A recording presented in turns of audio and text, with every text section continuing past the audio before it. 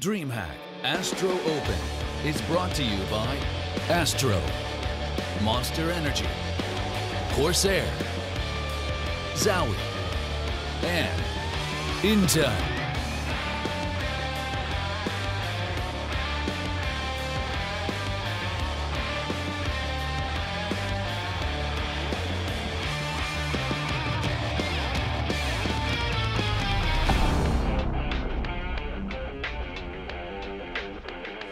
Welcome back to the DreamHack ASTRO Open in Denver, located on the banks of the South Platte River, close to the foothills of the Rocky Mountains.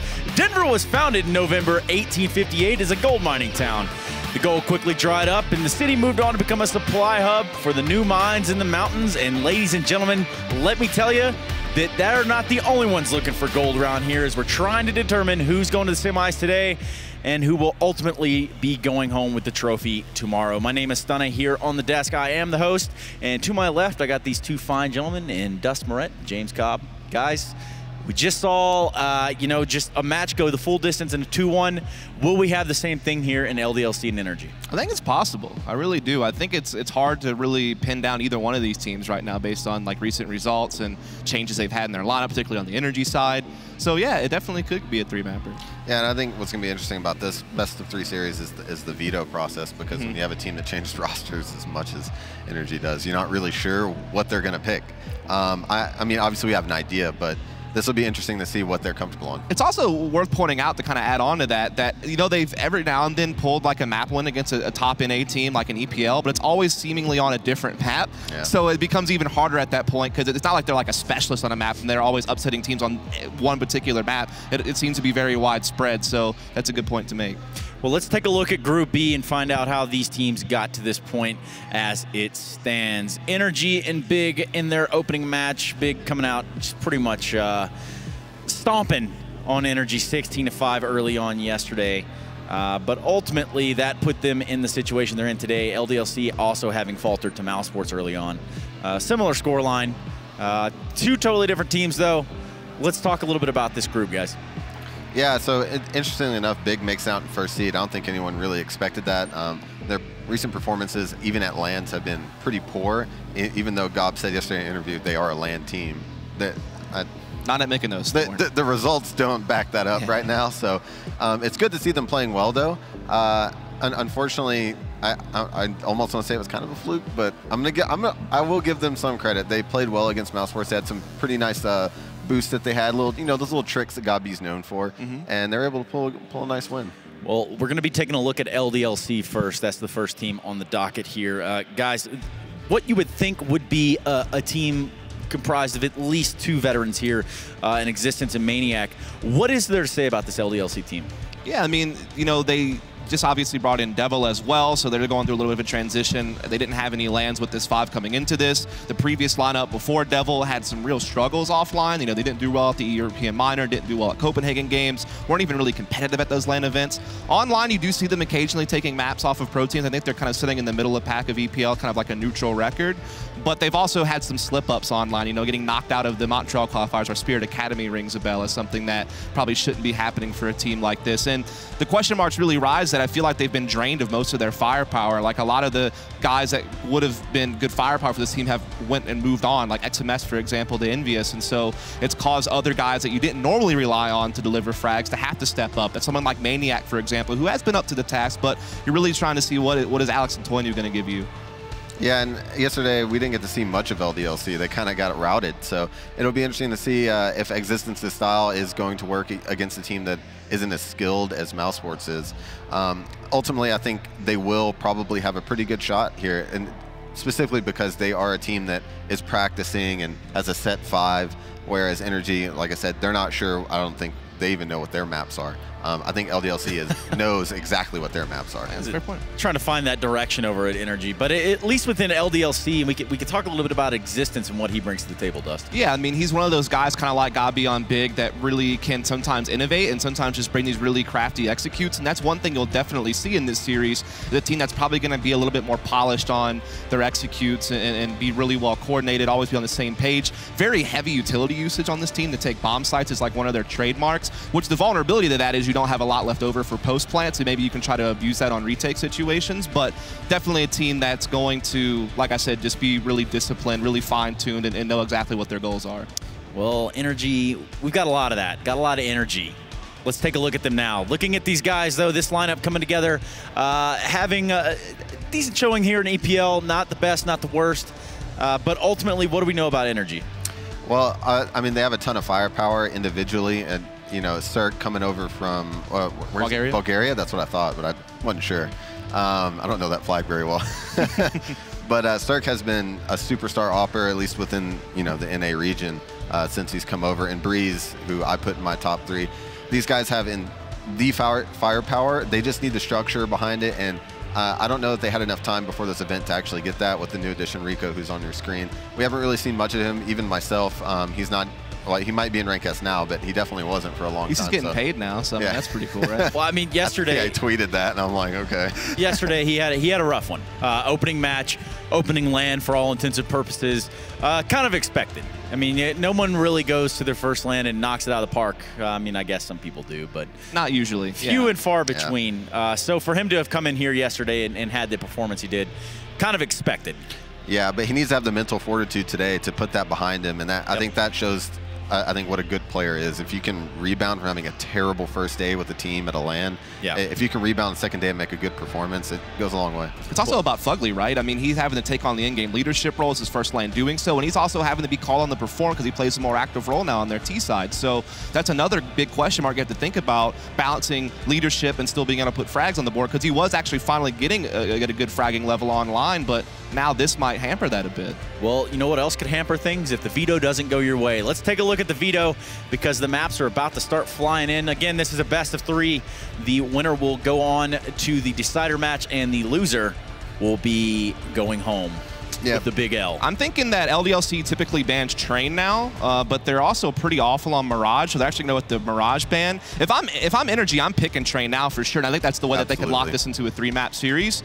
As far as what Energy bans, I mean, again, their map pool's kind of all over the place, but I know that their cache has typically been a little bit rough at times.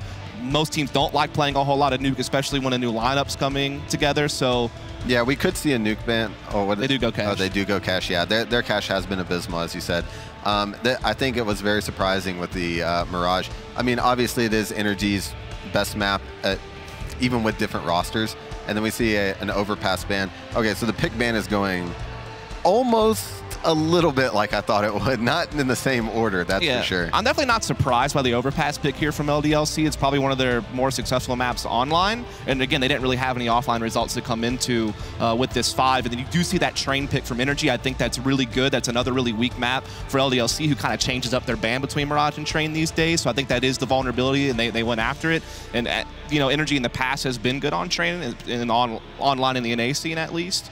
And so now we have our final bans coming in. It's going to be a Cobble ban coming out of LDLC. And so now it'll be up to Energy to decide what they want that 3rd map to be. If they'd like maybe an Inferno to come out as the last map. Or are we going to Nuke, boys? That could be it as well.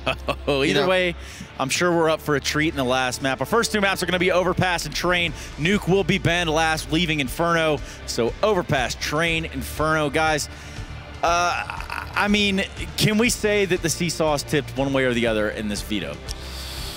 I'm going to be honest, I kind of like LDLC here. Even though I think they're pretty much guaranteed to drop a map, I think they could actually pull it out 2-1 in the end. I do like their chances, especially on a map like Train, where, as I said earlier, with CLG having executes down a spawn. That's what Existence is known for, is its executes. They're always well-timed. Back when I was on CLG, we used to steal strats from Blade, from Flipside, and Existence. Because they had the most perfect timings on when smokes would dissipate, flashes would be coming in, so they could, it was just beautiful to watch his execute. So I like him on a map like Train. Yeah, I think Energy has to leverage their firepower here, because I think LDLC is going to be better structurally. Like you said, I think their executes are really polished. Their flash timings are so great. It's really hard not to get blind by one of their executes, and therefore it's always going to give them the advantage in an early trade. But Energy, I think Cirque can be a better opera than 20, because I think 20 was very hit or miss with the AWP. And then I think guys like a Breeze or like an ANJ can stack up rifle-wise with some of these guys on LDLC. So I think that Energy might even man for man have the more that skilled lineup. I mean, it's debatable, but I think that they could definitely leverage their skill, hopefully, in this series. Well, Cirque absolutely bringing a firepower of his own into the mix. I've seen that guy tear it up on EPL all season. Not to mention any sort of pugging or rank S or any sort of dually stuff that he's got going on his own time. Either way, guys, I have to ask you for your prediction in this best of 3.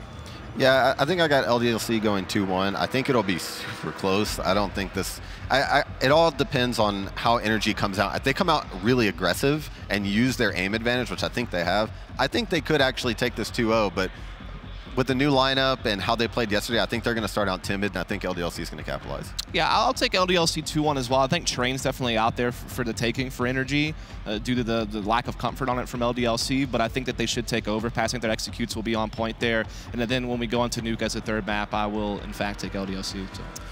Well, I think the one hidden thing that we haven't even talked about yet is the fact that NRG have Daps behind them now, a tactical mastermind capable of bringing the true IDGAF into the equation here. And with that being said, I'm going to have to pull for NRG in this one just to go against the grain, even though I know LDLC is probably exposed to much more, gee, how do I say this? Much better teams would be a much easier way to put it. Either way, guys, we're about to jump into this thing. I'm going to go ahead and tie in our commentators now. Guys, how are we hanging in there? Pretty good, pretty good. I'm very excited. Feeling fantastic. Oh, fantastic. Fantastic. Okay. Thank you for asking me. Well, how you guys doing? Yeah. I'm doing okay. I am skeptical about the Train just because they have, even though LDLC have 0 games, I can't imagine that they ban Mirage and left Train open without a game plan. They have something. They have to have something. And that's the whole style of Existence. He always has a plan. There's always a method to the madness behind that man, and hopefully we'll see it on Train. But I kind of feel like I have to agree with. Gel behind that hair. Well, I tell you what, I'm going to let you guys jump right into the game. Let's get this started.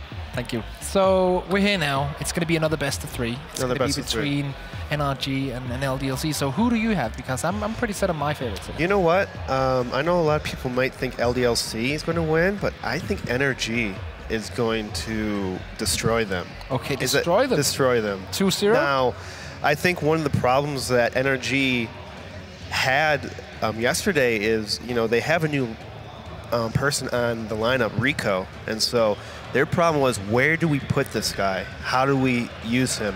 And I actually talked to Daps last night about that situation, and I think for a newer person that's on a team that you haven't kind of figured out the role, you could use him more maybe as a, as a entry killer, a scouter kind of thing to call out numbers. Because I've seen him on LAN, Rico, and he actually can play really well if he's there. If his confidence is there, if he's comfortable, he can play really well. Yeah. But again, this is a tournament.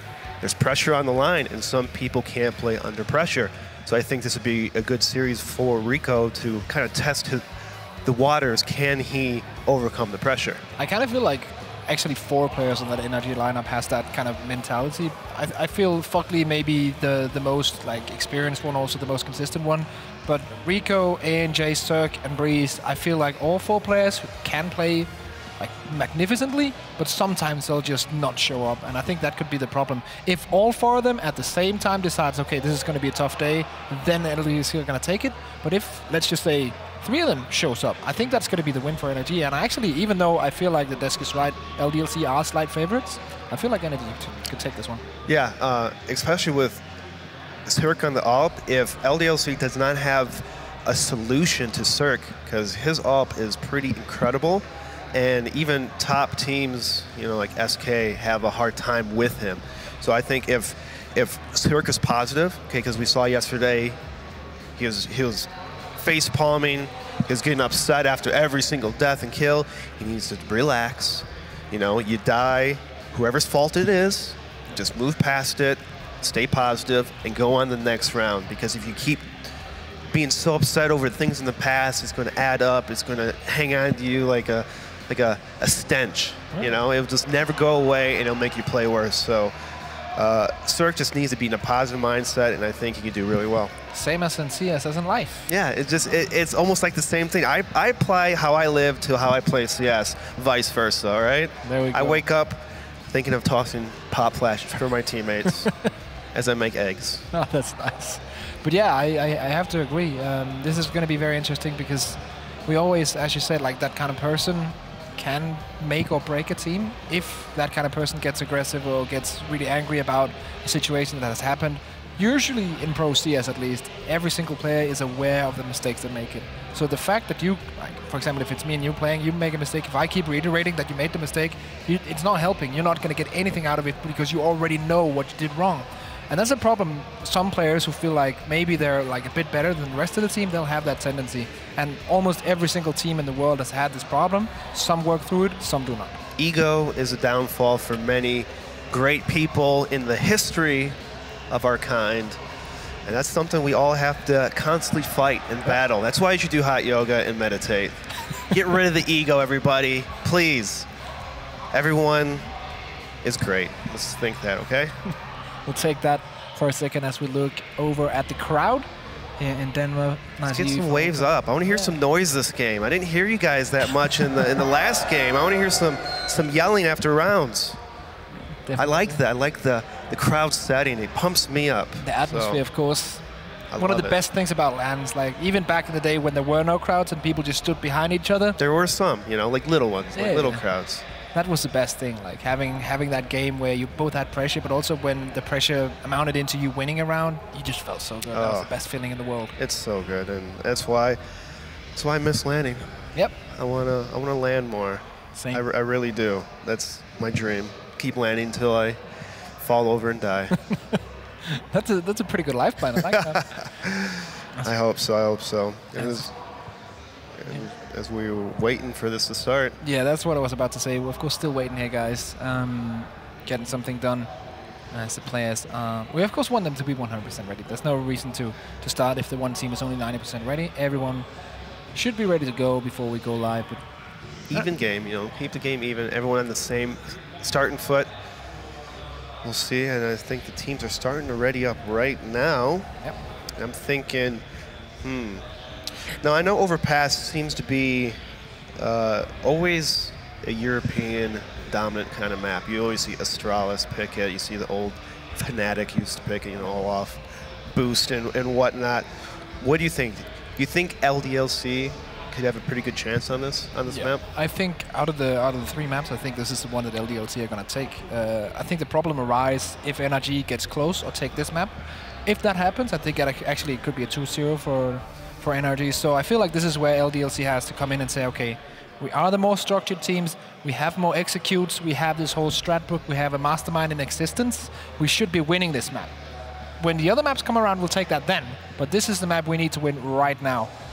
Yeah, and I mean, we always kind of tell how important it is to start off hot, to start off strong, to put less pressure on yourself for, you know, if you lose 4 or 5 rounds in a row, you're not down 14-6. You know, you're in the lead. You still have a little bit control of the game. And as we see this, I don't know. I guess they are ready now. Yep. So the problem was something with existence and sound, but it has been fixed, and he is now ready to go. Sound working in both ears as we jump into the pistol here on Overpass. The first map in this best of 3. Who's going to go on to the decider match? Who's going to be sent out of the tournament here in Denver? Is it going to be LDLC or NRG? We're about to find out as we hit into, well, a map that technically is German territory. None of these teams have any Germans, so no one's on home court. There you go, and look at this on Ange. He has a CZ on pistol. Yeah. I mean, if it's OP against armor, head armor, he's got to be OP against non-head armor, right? I don't know. Theory crafting. Theory crafting. With the bears. Never works anyways. But yeah, I have to say, we pointed it out. It happened once today as well, where you had that CT buying the CZ smoke combination. Sometimes it works out. Cirque getting caught in the middle of everything, but luckily Fugly's there to reply. So they do trade 2 for 1. Cirque going down immediately, but Fugly they're hitting the double shots afterwards. And look at this though, even though they're kind of push up, the bomb is way back, kind of near T spawn. And so if they do make in this bomb site, they still have to go back all the way to get the bomb. And so I don't know if that's planned or maybe that was a huge mistake by Team LDLC. It could be, technically it could be a plan, because I feel like they're more known for doing these kind of like slow rounds where they just take the pace out of everything and then do an execute in the end of it. So dropping a bomb in T-spawn probably not the smartest thing, but it is something that maybe they could incorporate into a round. NJ Holding that pillar all alone, can get a frag, but will not. Rico also taken out as well by Alex, and Fockley tries to step in and get something done, but now it's all on Breeze. 1v2, still doable round, but no Alex. The Brit there, actually, technically British, also speaks fluent French in this team, but his nationality is still British, so it's kind of like Modi in Heroic. He's technically Swedish, but he lives in Denmark, speaks Danish, the same with our boy there, Alex. There we go, and LDLC actually winning the round, even though they were one person down, and surprisingly they ran into the stack of B, but Team NRG could not capitalize on any kills. They just couldn't get any headshots going, and eventually just got ran over. Yeah, I felt like that setup from ANJ and Rico didn't work out too perfectly. Always one thing that I like on playing on Overpass at CT side is having that water position. I feel like the position is probably the best on the entire map as a CT. Not playing somewhere in that pistol round and playing maybe a more open position from ANJ where he can get fragged out. He can peek down to Monster, and if he rotates back, he can get fragged out from short. And then Rico's just holding Monster. I feel like that's not the best way to set it up. Yeah. But yeah, let's see if I think so too. I think play a little safer, don't do anything too crazy.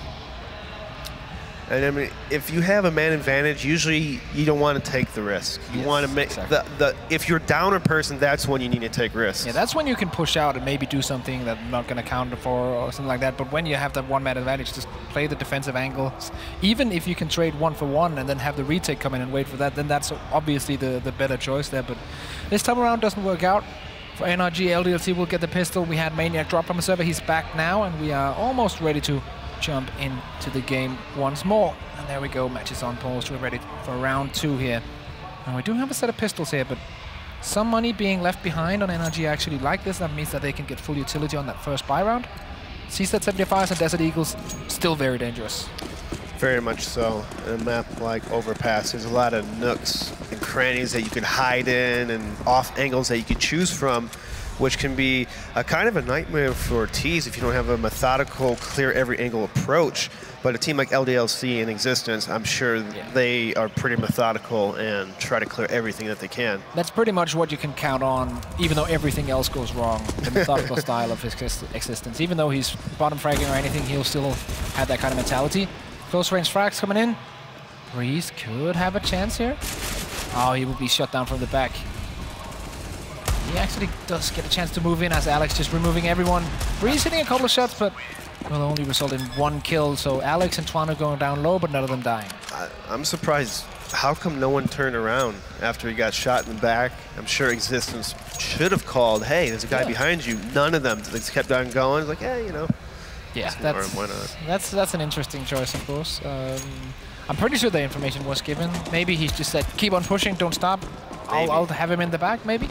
Maybe so. Maybe so. And now Team NRG is going to have to pretty much full save. We do have a couple pistols, because on the pistol round, Fugly had 3 kills. Gave him a little boost in economy. Maniac opening up the kill on Breeze. It looks like LDLC is kind of just sitting back, doing a simple default, trying to find information at this point. I feel like recently Maniac has really been stepping up on his individual level, because he's been needed to.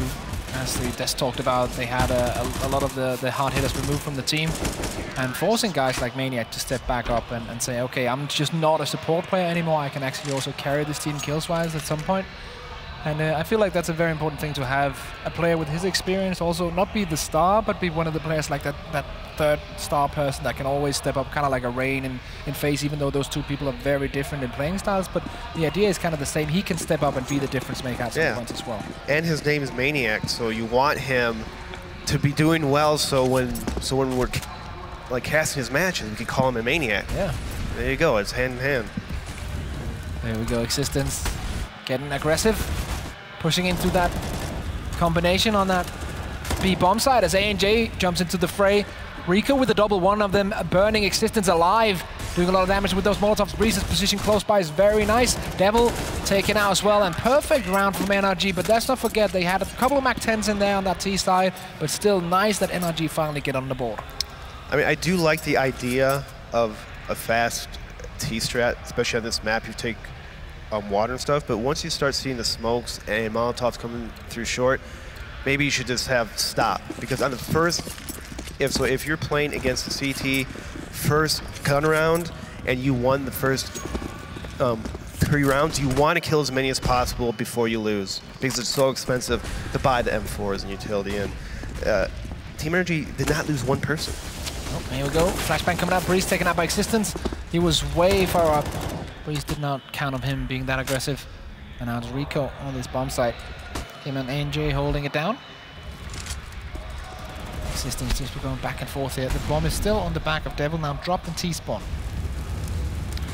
We see here Rico's going to try to find something here at the short A. Cirque is bouncing back and forth from short and long A. Sorry, catwalk of B. Rico's at. And the nice flick on Existence and gets him 2 kills. Pulling NRG back into this round. That's what you need from kind of like the new player on the team to step in and get a couple of frags, get aggressive, kind of counteract what LDC has got going on. ANJ now holding this position. He's holding it a bit aggressively, but he's still holding this water position. If he misses this first pick, he can rotate back down. I kind of feel like he's overextending himself here, but now he's going back and holding his position, waiting for the regrouping of the CTs to come in, waiting for those rotates. Cirque picking up Alex. And now, they know they've given away the site, but they also know that ANJ is so close by. Oh, nice frag from Devil onto the ABC position. That's Rico gone down. ANJ now rotating around. They're not accounting for this. They have no idea where he's at. ANJ actually deciding not to shoot through the smoke. I like this decision. No one knows where he's at. Takes the first one down, sprays. Second one is water, and they're going to clean him up as well. Patience pays off. Very nice play by ANJ. Could have risked it and spam in the smoke, but it gave away his spot. The T's would have reacted to it, and most likely he would have gone down, and it would have made it a lot harder for a retake when, you know, you have such a good spot to, you know, flank someone. Yeah, nice play here by Rico as well. Got punished by peeking that ABC angle, but in the end he gets 2 frag for his own death. That's always nice. We always want that. And now double up setup on the CT side. ANJ, this is something that I've been looking forward to a lot, because ANJ has this kind of potential. He can be the secondary arbor, kind of like a simple type player, but due to the fact that NRG are still finding out the system, I feel like it's not being used as much as it could. But let's see if it works out for them this time around. UMP on Existence, going for utility over AK. Exactly. So, and NRG, they initially pushed and naded in the connector, making it seem like they pushed, and they fell all the way back towards A. And look at Rico getting 3 kills off the start of B. And now LDLC looks like they're in much trouble taking this bomb site. They have to fall back. They have to reposition themselves. They don't want to force it in, but it looks like they're going to try to anyways. I felt like that was kind of the upgrade that NRG needed, just summed up into one play. That's one player, even though he's up against a full buy, he can still be able to take frags. And that's the kind of thing you get when you pick up these kind of young players. You're not going to get a lot of experience, you're not going to get a lot of like thought behind smokes and flashbangs, but you're going to get a guy that can hold an angle and take down several players every single time. I mean, it's not, if he doesn't have all those other things, he better be good at something, right? Yeah. But like, if you have this team where you have the coach and Dabs, and you have Fugly calling, and you have also like ANJ, which I feel like is a very clever player as well, maybe you don't need Rico to be like a big cerebral player. Maybe you just need to put him in a position and say, okay, you play here until I say something else. And that's a very, very good point on that. And Cirque with the opening kill on Alex. So, and LDLC, they are saving. They got some deagles, trying to just see if they can get some 1-deags here. It's always nice when you get a couple 1-deags. Makes you feel confident, makes you feel powerful. Feels like Source when Existence team runs a deagle eco. Yeah. Throwback to the old days, of course. Cirque missing that one shot. I actually felt like he had that one on lockdown as he did with the first one. But that's, of course, something they've talked about on the desk as well, this edition of Cirque coming in from the ex-Outlaws team, Bulgaria. And he's just such a talented individual player. With this AWP, he's just able to take down every single player he can find. Close range, long range, it doesn't matter. Can he deny the bomb plant as well? Yes, he will. Cirque taking it all in as he gets 4 frags to his name. Nice run by Cirque, staying alive, preventing the bomb plant, which is huge because now you look at LDLC, they're buying umps.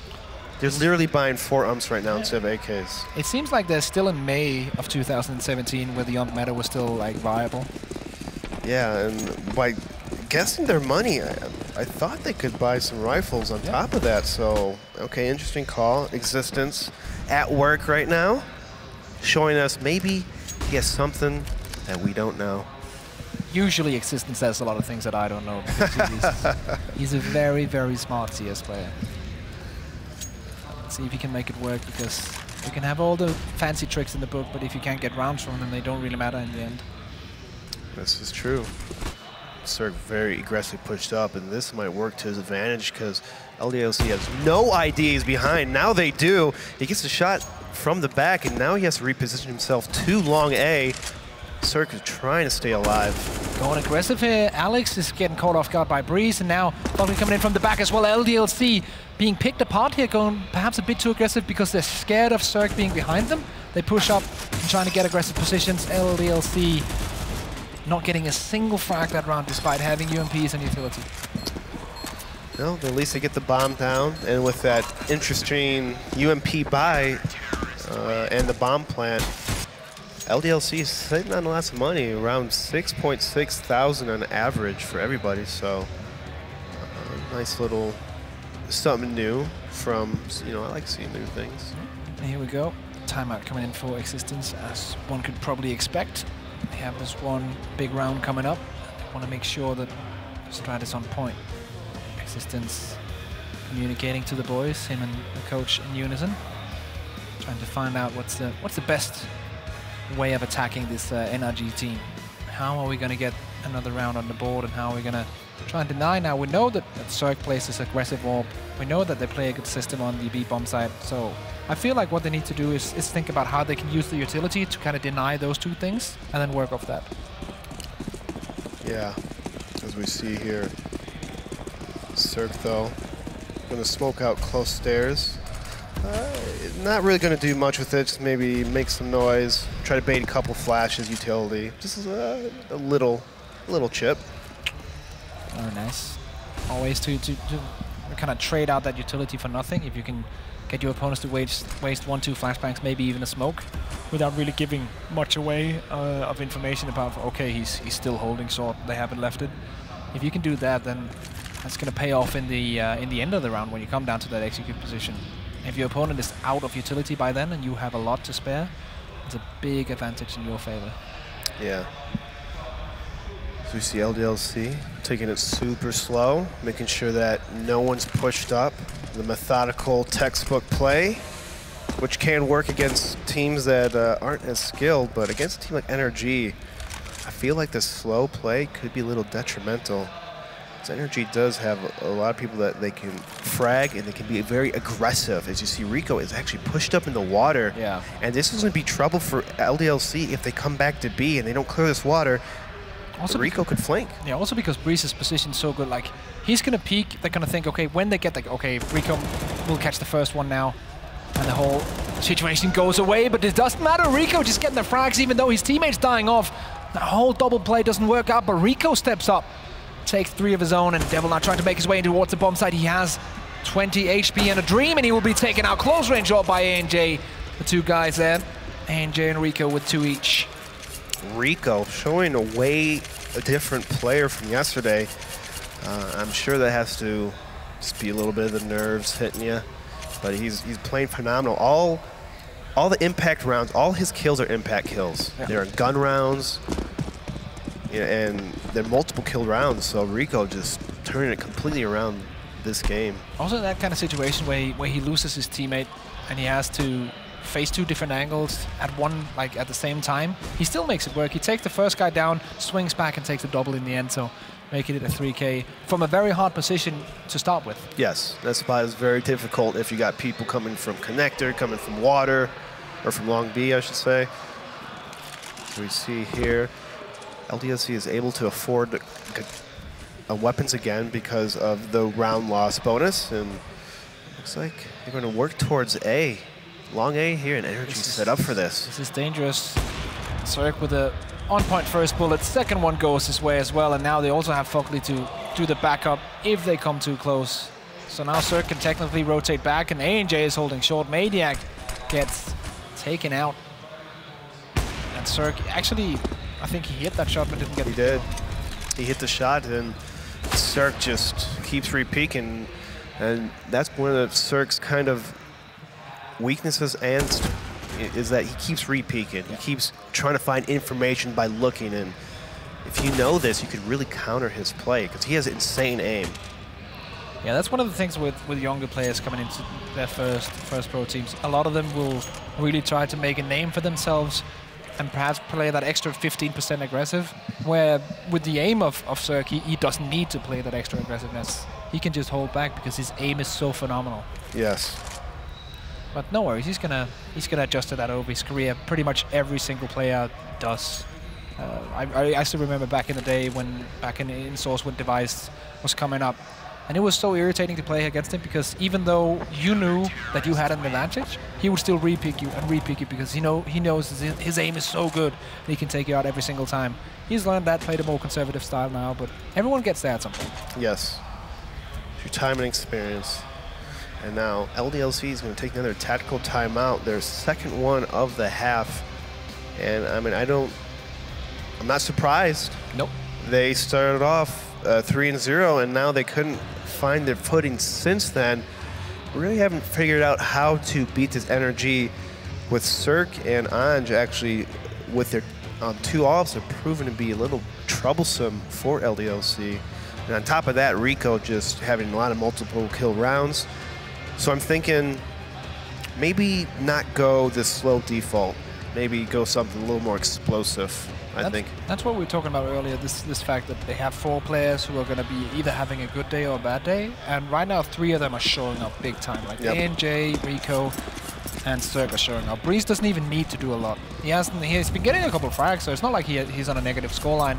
It just hasn't been high impact or frags that he's been winning rounds, kind of like Cirque and NJ has. But they're still doing very well. And if these players can show up for NRG throughout this entire series, I feel like that's actually going to be like, then the series is in their advantage.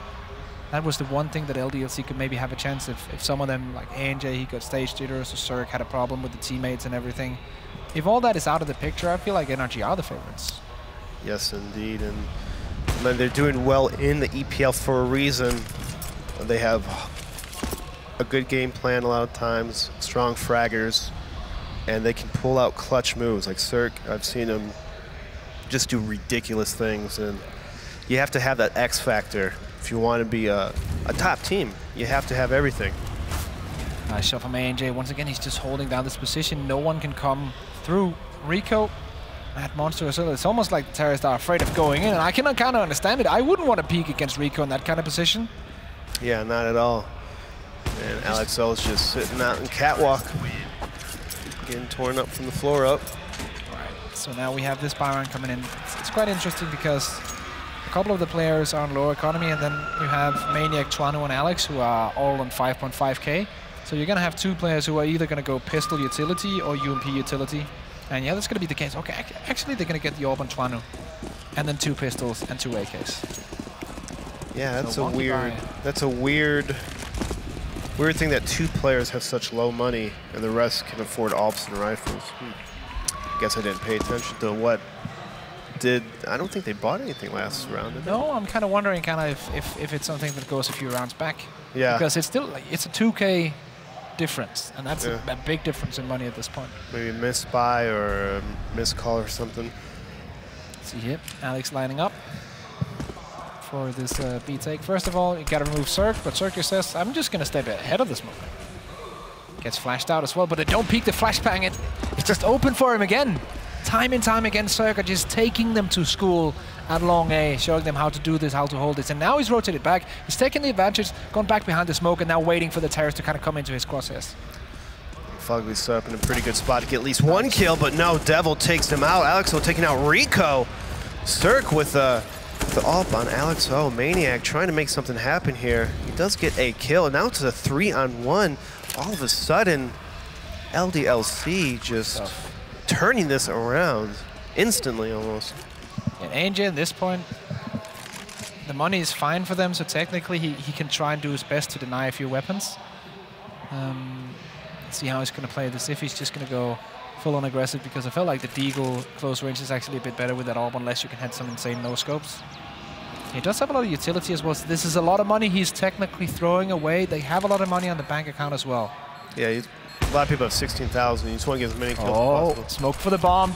Let's see if you can make this work. Flash comes in towards shot, tries to hit the deagle shot. The idea was there, but the execution wasn't. It was very close. Nice try. And the bomb does not go off, so LDLC does save, I believe, 2 of the rifles, or an AWP in the rifle. But still, like, the money is not that good on LDLC side, despite them winning that round. Luckily, as you said, the bomb doesn't go off, so they survive with a couple of the players, but still, like, having $1,000, having $50 on some of the players. If you look to NRG's money, you have, like, 3 players on 8K plus. Yeah, they have at least 2 to 3 gun rounds left, even if they lose in a row. And so it looking so good. And again, Cirque with the entry kill. He's been so good on getting that first kill of the round. Yeah, and while everyone's attention is on Cirque, then Fugly peeks out from long and trying to... I think that was a play on Fountain who was focused towards Cirque's position. Fugly just swings in and just takes that frag while everyone is focused on the other player. Lining up smokes now, Maniac. It's the one for Heaven. Molotov goes in as well, so this could be either the fake or the start of the take towards the B-bomb site. Rico here is trying to get some spam through the box. He is kind of alone. Oh, actually, no, I see someone else in the bomb site. He has help from Breeze right behind him, so using him more as a bait, which is something I think you should do. New player, don't know what's going on. Until you build that chemistry, you have to have a short-term solution, and if you're the last person on a team that's been together for a while, it's probably the best thing you can do. Yeah, this stack is just so perfect for NRG. I don't think LDLC are going to have any chance of getting in, because even though they do get a couple of entry frags in towards the bomb side, Maniac does a great job, gets 3 kills. They still have the guy flanking from behind 5 seconds out from that bomb side, so it's just working out perfectly for NRG. The call to rotate everyone, like the information given by playing aggressive on the other bomb side, just pays out, and they can all rotate in towards the correct bomb side, the one that LDLC are hitting. Yes, and as we see here, LDLC on another weird buy. I mean, they have to kind of force buy if they don't want to get reset. I mean, they did get reset, so they have to force buy. But smartly, Fugly falls back. He's not going to risk it. There's no reason to at this point. I like the idea of playing aggressive in the beginning, seeing you can get that opening frag or some information, and then rolling back into your position. They have Cirque on long as well. Those 2 players are the only ones on A at this point, so Fugly's probably going to rotate a bit back as this round progresses. LDLC is still going with that slow play style, that slow, methodical push, and it hasn't been working. I want to see an adjustment from them, or maybe they get a little more scrimmy. Maybe push should be a little more explosive. Let's see here, they are lined up towards the A-bomb side rotations are coming in from the CTs. Fugly's ready. He's at stairs, but he's not getting the shots in. And he's taken out by Maniac. Now the smokes and the flashbangs are coming in for the retake for the CTs, but Twanu's position is so on point as ANJ is taken out. So very nice take so far from LDLC. The timings and the utility usage has been very good for them. And since the bomb is down now, LDLC just can play the bomb plan. It's going to be super difficult for NRG to even come back in this round, even though there's a couple of players on LDLC that is low in HP. The angles are not in favor for NRG, but Cirque gets a kill off the start. Rio being taken out, and now it's up. No, nice shot by Alex, though. Good little force buy. If LDLC needed that round, they need as many rounds as possible. Yeah, NRG in that point, of course, with the money they have in the bank, there's no reason not to go for it, not to sacrifice everyone, to maybe see if they can take 1 or 2 weapons down, which I think is very much the only choice and the correct choice in that kind of affair. And what's smart is Cirque dropped the AWP for a rifle, so if he would have died, they don't give an AWP to LDLC. Yeah. It's a very smart place. Very well thought out. And now Cirque is going for this aggressive peek. Very unlucky on the timing. Doesn't get that kill, could have probably gotten it. Now Existence is making his way slowly but surely. ANJ is playing the position behind the tree. Takes an easy frag on Alex, not even looking his way now. ANJ has to get back. Fugly is holding the toilet so he can rotate all the way onto the bomb site. And then they can have 3 players on that bomb site. Cirque, one of them with that AWP ready and waiting. And Maniac is rotating with the bomb behind him onto the opposite side right now. So now it's on to Rico here to hold this for just long enough time. Flashbang in hand. Not going to go for it. Going to go for the spray as well. Does the damage, but Breeze clearing up. Taking down Maniac and Twanu. And Devil now 1v4 for this round does take out Breeze, but I don't think the second frag is going to come in, and it's not. 10 rounds for NRG in this first half. Very impressive. A way different team than we saw from yesterday. Yeah. Complete change around. Fortunately for LDLC, they're the similar team that we've seen yesterday. Again, they're a new team. Are they new? Are they new? How long have they been together? The LDLC guys? Yes. Well, they had the whole switch between with Devil coming into the team and all that, but the rest of the team, I think, like Maniac, of course, adding in as well. But the core of Existence, Twanu and Alex have been together for a long time. Maniac fits very well into the system of Existence because they have played together before, so won't really count that in. But I think Devil, the addition of Devil, is the one thing that maybe throws him off a little bit. But he has been on the team for at least a month, maybe more. Okay. I wanna make sure that you know, playing together for so long, there has to be some kind of teamwork that you build and chemistry, and but it doesn't look like that too much on the LDLC side. So I don't know if it's something in their head or maybe just off the game this weekend. Yeah, it might also just be the fact that, like you mentioned, they play a very slow style of CS. I think it's easy to see if you have good team dynamic and team chemistry, if you're doing quick plays and you have to readjust very quickly. I don't even feel like they have the chance of doing that right now because the pace is so slow on LDLC side. And when they do explosive plays, they have gotten rounds off it, I feel like. But now it's on to the other side, CT side for LDLC. Quick push on towards the bomb side for NRG. Maniac is pushed all the way back. ANJ in an interesting position, almost trades 2 for 1 there. 1 for 1 still good. He was flashed out very hard to get anything out of that. They're playing aggressively, taking down Maniac, going for the second one. Alex taken down to 5 HP, 3v3, but low HP on Alex. They're not clearing heaven. And Fuckley will be taken out as an effect of that. Cause and effect. Oh no, oh Alex. I was kind of thinking, is he gonna drop? And he did. Devil now 1v2, and that's gonna be the hardest round to win. And you just look at that and think, you look at back, you're like, I couldn't land on the water. Because the problem was, like, he's on that position, he knows he's low HP, so he's just thinking, okay, I can land on the water, but he's doing it with his back turned, so it's kind of hard to see where you're going. So unless you have like that, like you can close your eyes and play the map backwards, then you can probably do it, but in that situation, he forgot about that skill. A skill some people have. Some people have it. But Alex does not. Definitely not in that scenario. That'll haunt him for a bit, I guess. That's one of those things, kind of like the Custa Diffuse in Valencia, that'll just haunt you for... If you're very strong mentally, not for long. If you're not very strong mentally, it'll haunt you for the rest of your career. Yeah, it's very something you never want to have happen to you. So you see LDLC doing a little force buy.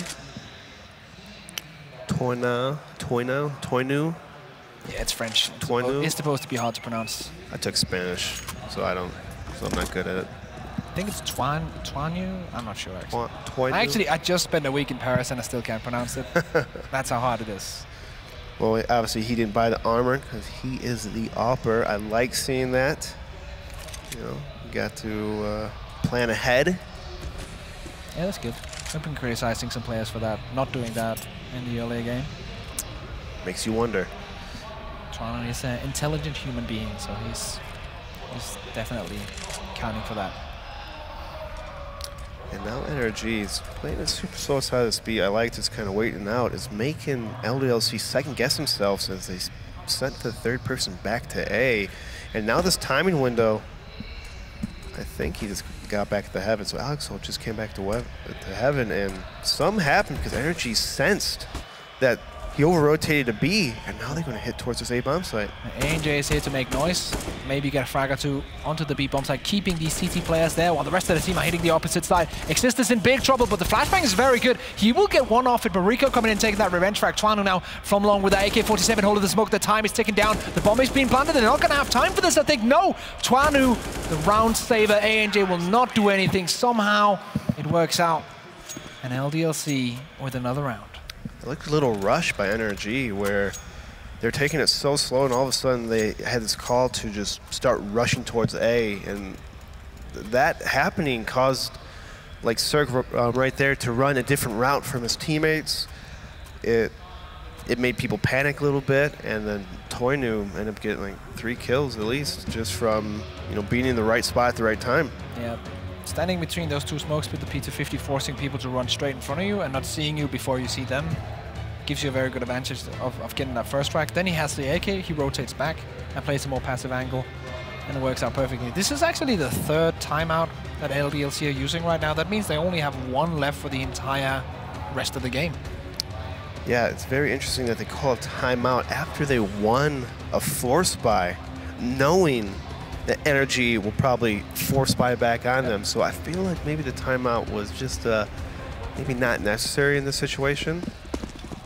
Yeah, hopefully it doesn't come back to bite them. If, let's say, that LDLC just mess up in a couple rounds and they only have the 1 timeout remaining, they know that that is their last timeout of the game. Hopefully it's not going to be too big of an issue. Right now, as you said, do have the head armor pistol force buy from NRG. Very dangerous buy, and I feel like LDLC will know exactly what they're up against and play smart against it. Not going to let them get any openings. Going to force them to rotate, force them to execute onto a bomb site before you kind of take these duels. Twano here, he's in a bit of a hard position, I feel like, but he has a great timing, goes for that peak. Damage from his teammate works out, and they're just shutting it down right now. Only 1 kill for NRG, so LDLC coming back here, stabilizing, and now it's going to be the full eco for NRG. Full eco indeed. NRG losing a little bit of their foot in this match. LDLC showing some signs of resilience. And of course, you never want to come to a tournament and not win a single map. So even if one of these teams lose, you at least want to show some signs of progress.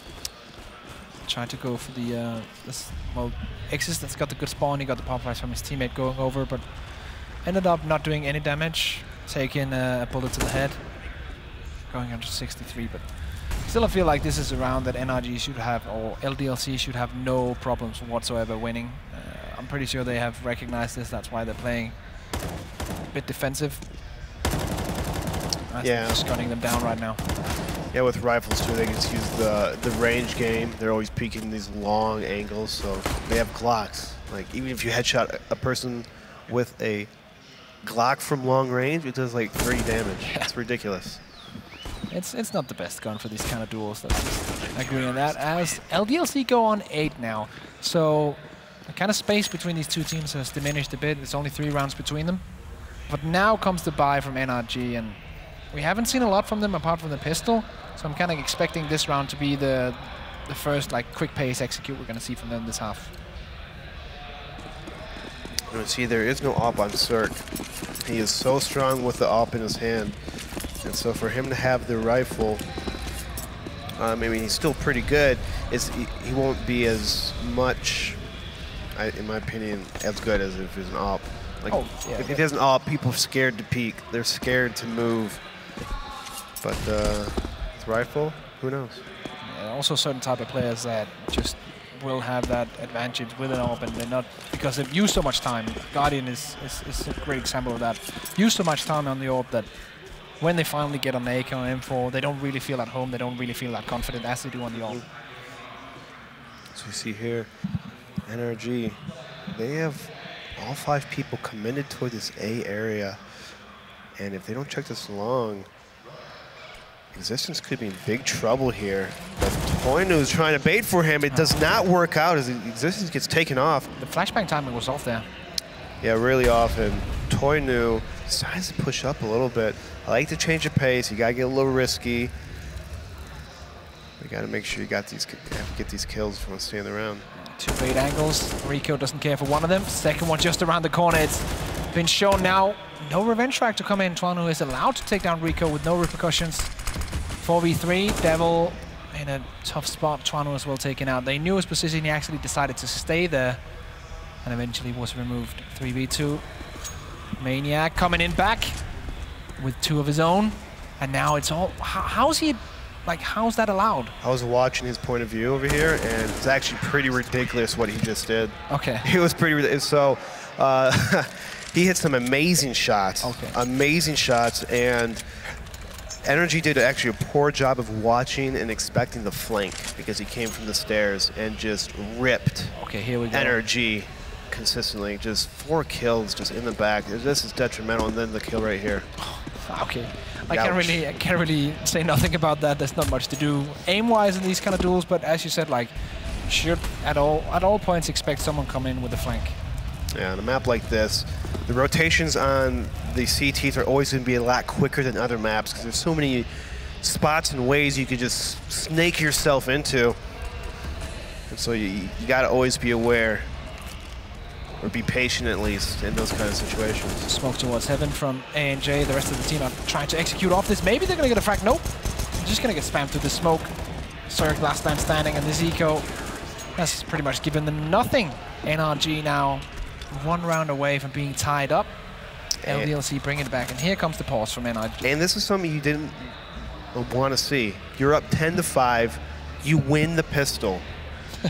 And now you lose out probably 2 rounds you should have won. Yeah, it's a rough one. Hopefully this doesn't get to them, because I feel like they played a very good first half, showed a lot of potential in what they can actually do in this game. If they fall apart here in the second half, that would be heartbreaking. Yeah, indeed, and it'll show the character of this team, that when the pressure's on, they might not handle it as well as they would want to. You see Cirque taking some deep breaths over there. It's good, you gotta take deep breaths. Hopefully you can do it in a non-toxic way. Yes, you can take deep breaths in a toxic way, everybody. I've seen it before. You sigh in your microphone. That's toxic, okay? It's a nice rendition of that situation, like that. But as we go into the round here, apart from Cirque, everyone's on full utility. Cirque has the orb, they have the head armor on everyone. This is the buy where NRG can step back into the game. Yeah, they need this round desperately, as the economy for LDLC is skyrocketing right now. Almost at least 3 people on LDLC with over $10,000. So good for them on that CT side, which of course always is a bit more expensive to kind of gather that economy coming into the rounds. Oh, missed shot from Tuanu, existence close range, and they kind of find that out, rotate back into another position.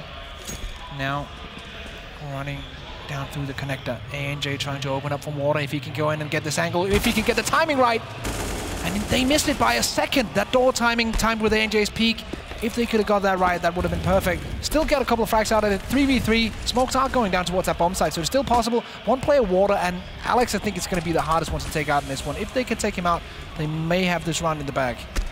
Oh, but he makes a noise, he gets hurt, and Breeze takes him out. Mistakes were made. And now a round that could have been in LDLC's favor falls dramatically. It's now to 2-on-1. Toronto has to be the hero here, has to make the play. Cirque with an orb still, so could potentially do something against him if he missed that first bullet, but he usually doesn't. Smoke on the bomb. 2 flashbangs as well. They're both beaconing at the same time, and that's exactly the way to do it. One of them goes down, the other one takes the frag. Took a second, but they got it done. Great teamwork, good job. NRG really need that round. LDLC has no problem buying, even though Toinu and Existence is low on money, we still have a person with $9,000, and so still not out of reach for LDLC. And NRG on the other side of things, 2 UMPs and missing utility on Breeze, for example, so not the best buy they ever had. Let's see if they can make something out of it. I still kind of feel like that Alex should have been able to do way more in that position. Yeah, I think he had the initial idea of making a play, and I think during that he kind of decided not to make a play, and I think that is the problem right there.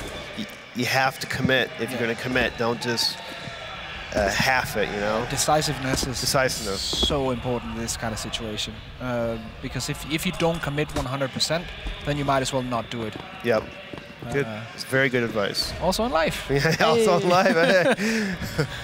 So a lot of correlation here. Yeah. Between life decisions and Counter-Strike, everybody. Counter-Strike is love, Counter-Strike is life. Heard it here first. All right, so now initial pressure on towards the A-bomb side from NRG, now going back through connector. Bomb on the back of Cirque, and they are now pushing towards this B-bomb side. No rotation has happened just yet. 1 is in progress, and now Alex has made his way onto the bomb side. So 3 CTs here for the take. Rico up, so Tuanu goes down. Let's see a Maniac. How is he going to handle this? Pushing in from short. Someone coming in from Monster as well. Devil sprays down, gets one, and Maniac, perfect position from him. He cleans it up. Devil helps out a bit as well, and that's a nice round from LDLC.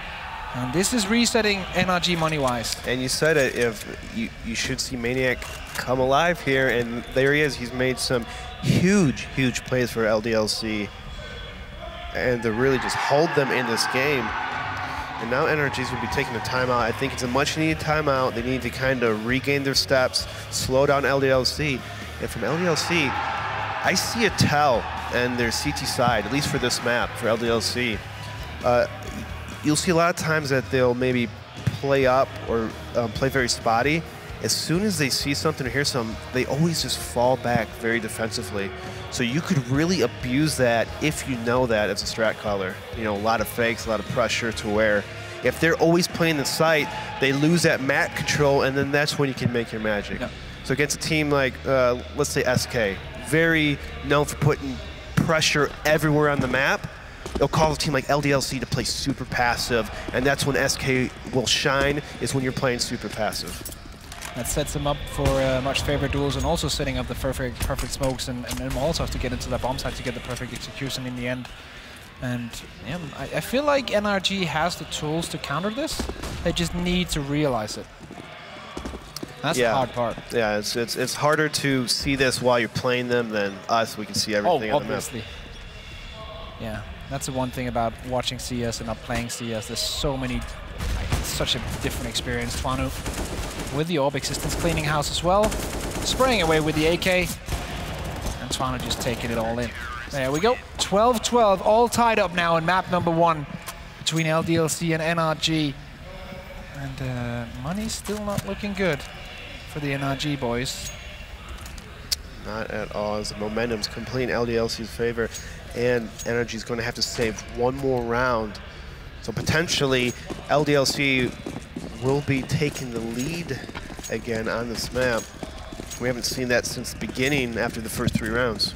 Only 2 rounds so far on the T side for NRG, which is not good enough. That's just plain fact. Especially with, I think, the players they have at their disposition. They have a player like Rico, who I feel could be extremely explosive going onto the bomb side, very good at these entries. Cirque with the orb as well could be very good. He's not really had that chance yet. Right now they're just pretty much cannon fodder as Cirque finally gets a frag. Rico also with a deagle. Steps back in, and this is happening now. Cirque picks up the AK, makes it happen. Both of them have rifles now. Cirque, what was that? Takes the head clean off Devil. Twanu, 1v1 versus Rico. Rico's getting the bomb. He has a full minute here. And that's the problem that some teams have. They dropped the bomb in T-spawn. If they had it, they could have made a play. Could have been a different round right now. But now it's a one-on-one. Twanu does have an AWP in the A bomb site, so Rico has guessed correctly to take this B bomb site.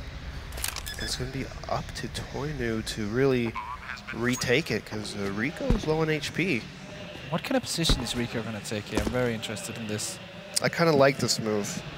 He's trying to get the one-up on him, and since he doesn't hear or see anything, he probably is going to know very shortly that he's going to get flanked. Here's the step there. And now he's taking the initial duel. Let's see if he's going to win that straight up, or if he has to reposition and take a second one. Smoke goes down. He has that tiny gap in it. Sprays through it, gets it done. Rico, hero of that round, and I have to say Cirque as well, coming in with a triple kill there. That was perfect. So Cirque can rifle really well. We found out. It makes me sad that someone could be so talented. Makes it worse for everybody else. Makes it worse for every single player in NA when you can just pick some guy from Bulgaria that can do this. Yeah, amazing round by Cirque, and that was Glocks. That was Glocks. Glocks. As a certain man would say. Oh my goodness, that's the worst way to lose. It's Glocks and you have head armor. And this is definitely turnaround, as LDLC was supposed to win the round. I actually really like this, like the theory of icing the kicker, as you say. NRG taking a timeout straight after winning that pistol round. So just saying, okay, kind of talk about the problems you just had. Talk about how we just ecoed you guys. Exactly. Because they're not going to have anything to talk about in that round. They know what they're doing. They can just sit there and think, okay, we just lost a round we should never have lost. And you kind of let them sit there and just boil for a little bit. And look at this, they toss some early smokes, because maybe they kind of figure out a little bit of LDLC, as you see Existence fall completely back to the A-bomb site, along with Toinu, I believe. So again, you put early pressure on LDLC, they fall back. They play super passive. And now NRG can control the map and do whatever they want. But Toinu taking out Fugly, giving that early kill is kind of dangerous. Oh, that's perfect flashbang action coming in. Double frag coming in for NRG as they try to make their way into the bomb site. Alex now once again is his warded position. He's actually going to play around the smokes. High risk, high reward play for him. And it will just be a high risk as he's taking out Toinu 1v3. Bomb will go down. He knows there's someone on the bomb site. Doesn't see the second guy. He had a feeling he actually gets that frag in the end. Very nice correction from Toinu, but Breeze's aim with the AK is too strong. NRG now on 14. I felt like that Glock round could be the thing that turns the whole game on its head. Almost definitely. And MVP for that round, Breezy. What he did that round was very special, and I like it. I'm gonna use what he did. So if you guys watch the replay of this match, very good take on Breezy part. You're gonna know how to counter the bears from now on if you use that play. But yeah, once again, actually, two timeouts in a row for NRG here. Yeah, 2 timeouts. They're just making sure that, I guess, everything's on point, everything's on task, and you know, this is a crucial round because LDLC has to do a force buy. I mean, they do have rifles, but not the ideal amount of maybe a utility or even a kit at that point. They have 0 kits, no head armor, only on Devil with a Deagle. So it doesn't look good for LDLC, yeah, especially no kits. Surprising. So this one could be the round that breaks LDLC and puts NRG on 15. See if that's going to happen. All the Frenchmen, well, not all of them are Frenchmen. Some of them are Belgian. Can bring this one back. Rico trying to open up Molotov towards Toxic. CT does rush away. Does go for the repeat, and he's getting the lineup. Maniac triples up. Breezy coming in now with the reply. Breezy's position also very good. Now Fugly 1v3. That play from Maniac, that spray right there, could have been what kind of saves them here, gives them another chance. Fugly will be taken out. A nice round from LDLC, nice round from Maniac, and we talked about him. He's one of these players that now is forced to step up for LDLC since they lost players to Envious and all that stuff, and he is doing that. Look at that re-peek through the smoke, gets the pop flash timing in. All of them just dead, just like that. Ouch. Those are the kind of kills you kind of want to avoid. Just the, you know, if you only kill 2 people, they might have had a different outcome of the round, but getting 3 people is so detrimental on a T-side offense where it can be hard to recover from. And now NRG's in a weird spot again where they have to buy pistols and save for the next round. Yeah, AJ is going all the way down to 1150. But Cirque has enough money to drop for him, so I think it's not going to be a problem. Yeah, equipped with 4 flashbacks this time around. 1 Desert Eagle on Rico, and then 2 CZ75s. So potentially they could try and flash out quickly some positions and then just take some map control. Let's see, that's going to be the name of the game. Existence with the AK-47, perfect flash timing. Goes in, grabs 1, grabs 2, grabs 3, and the 4th. Existence on fire as he pads his stats with some eco frags. I think he has at least 10 eco kills. I'm not even kidding. The guy's the eco monster. That was the best thing, all his frag movies back in Source. It wasn't eco kills? It wasn't all eco kills, but like some of the most magical moments were just him spraying down in like 3 seconds an entire team. AJ trying to make a play. Won't be allowed. 14-14, this is what it comes down to. Existence is animated right now. Talking to his teammates, making sure everything is on point. The buy comes in from NRG. No op for Cirque. Talked about this before. Missing slight tele utility, but almost on point. And on the CT side, Toinu has been given the AWP. So I would say slight advantage here for LDLC, but NRG, we know the speed that Rico, Breeze, and also Cirque with an AK can come in and do damage with. Existence just throwing an aim, falling back. And I think to note for NRG, I don't think I've seen an AWP on the T side for Cirque yet. I mean, NRG hasn't really been in position to really, I guess, afford an AWP. But it's something you would like to see when someone's so dominant with a weapon. You always want to see an AWP, like say on a Cirque or a Fallen. Oh yeah, definitely. Or a Guardian. You know, you don't want them to use other weapons. Why? They're not bad with the weapons, but they're just so much better with the Yeah. orbs. So yeah, I kind of really agree with that as well. Sometimes you may also have to sacrifice. Let's say a Fogly sacrifices himself and only gets a C-set that round so that Sir can get an orb. Sometimes that will be a great choice. Definitely. Hasn't happened yet, so we can't really like make any kind of statements about it or make any kind of decision about that argument. Hopefully we'll see it before this game ends. Hopefully this goes all the way, maybe even to overtime. As NRG. 3 smokes left. Enough for an execute.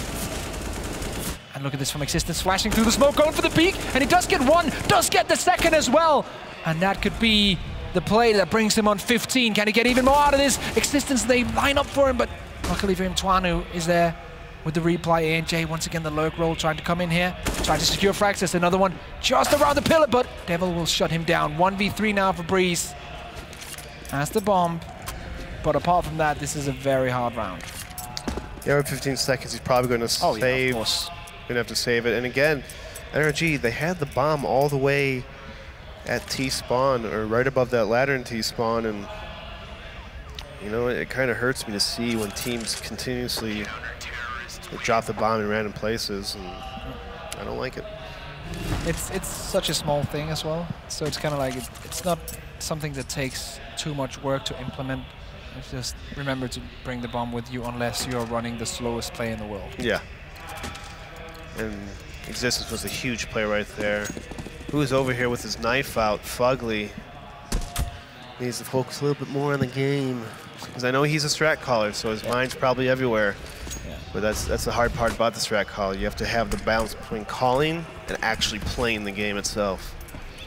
Yeah, and that's kind of the thing that I felt like with the addition of Dabs. Of course, Dabs can help mid-round, but he can help like kind of set up the plays, and they can know the system behind it.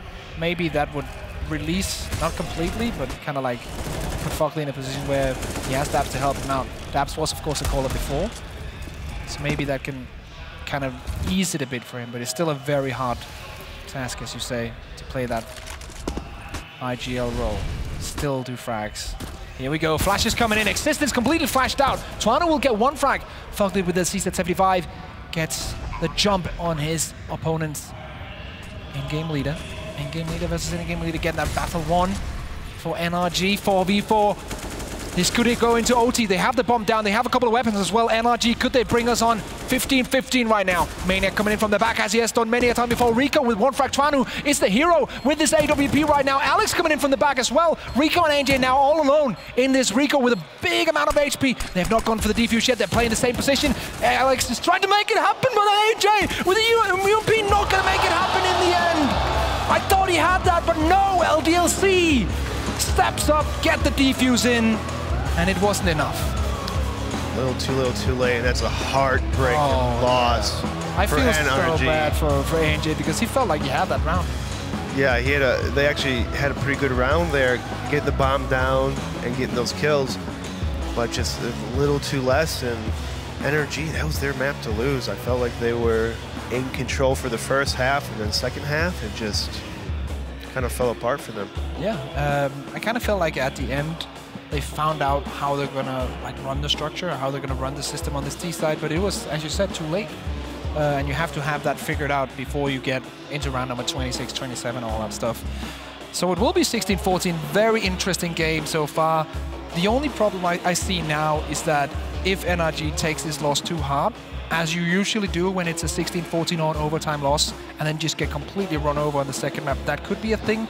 This is where the mentality of the players and the coaching of Dabs come into play. Yeah, the coach is very important in this role. He has to keep him positive, focus on the next map, maybe shake Cirque a little bit, you know, let's give him a little shake, say, hey man, it's okay, let's just move on. All that matters is train, let's win on train, and then we'll take it from there.